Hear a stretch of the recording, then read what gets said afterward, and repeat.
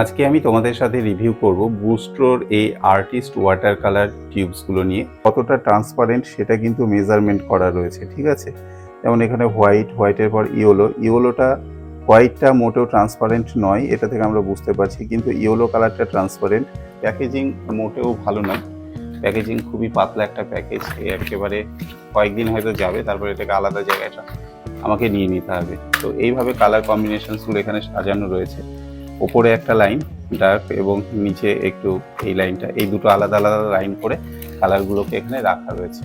না, একদমই কোনো সিল করা নেই, এটা ডাইরেক্ট খুললে পরে এরকম দেখা যাচ্ছে, সিল ছাড়াই প্রত্যেকটা কালার রয়েছে। তো ওয়াটার কালার হিসেবে কিন্তু এটি খুবই ভালো। প্যাকেজিং বা যা কিছু আছে এগুলো খুবই পোর কোয়ালিটি, এটা একদমই তোমরা কিনলেও হয়তো দেখতে পাবে। এরপরে যে সমস্ত ওয়াটার কালার ড্রয়িংগুলো চ্যানেলে আসবে সেগুলো আমি চেষ্টা করবো এই কালারের উপর করা। চলো দেখা হচ্ছে তোমাদের সাথে পরবর্তী ড্রয়িং ভিডিওতে।